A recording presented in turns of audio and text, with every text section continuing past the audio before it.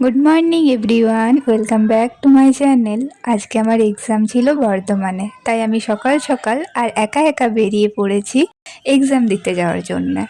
চলে এসেছি Asansol bus stand. আগে তো প্রায় দিনই এখানে আসতে হতো, এখন আর আসাই হয়নি। বহু যুগ পর এলাম আজকে আমি। যখন কলেজে পড়তাম তখন প্রতিদিন আসতে হতো, কলেজ থাকতো, টিউশন থাকতো, প্রায় দিনই আসতাম। এখন আর আসা হয় না।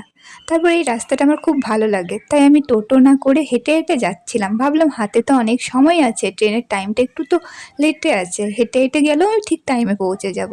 কিন্তু তারপর ট্রেনে চাপার পর আমার শরীরটা এত অসুস্থ হয়েছে, আমি আর ভেবে নিয়েছি আমি আর হেঁটে হেঁটে আসবো না কখনো। ভাবছিলাম আমি আর এক্সাম দিতে যেতে পারবো না, এখানেই শেষ, আর বাড়ি ফিরতেও পারবো না। তারপরেও কোনোভাবে আমি এক্সাম দিয়েছি, সুস্থভাবে বাড়ি ফিরেছি।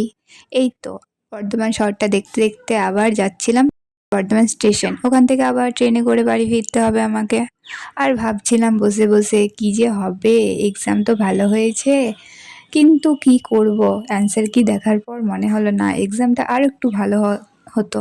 বাট হয়নি, কিছু করার নেই, আমার কিছু দোষ আছে, কোথাও খামতি রয়েছে, তাই আমি ভালো আর এক্সামটা দিতে পারিনি। অ্যান্সার কি দেখার পরে মনে হচ্ছে হতেও পারে আবার নাও হতে পারে, বুঝতে পারছি না কি হবে। দোটানায় পড়ে আছি। যা হবে সেটা কিন্তু মেনে নিতে হবে আমাকে। না হওয়ার চান্সটাই বেশি, নেগেটিভটাই আশা করি হবে। বাট কি করব, কিছু তো করার নেই। যে লাইনটা আমি বেছে নিয়েছি, এই লাইনটাতে যথেষ্ট সময় দিতে হবে মনে হচ্ছে। বাট তাও একটু আশা নিয়ে, কিছু করার নেই, ফিরে যাওয়ার তো কোনো রাস্তা নেই।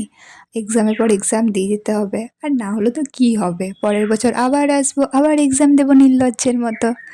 যাই হোক, কথা বলতে বলতে পৌঁছে গেছি আবার আমি আসানসোল। এখান থেকে আবার আমাকে যেতে হবে বাড়ি, 1 ঘন্টা লাগবে আবার।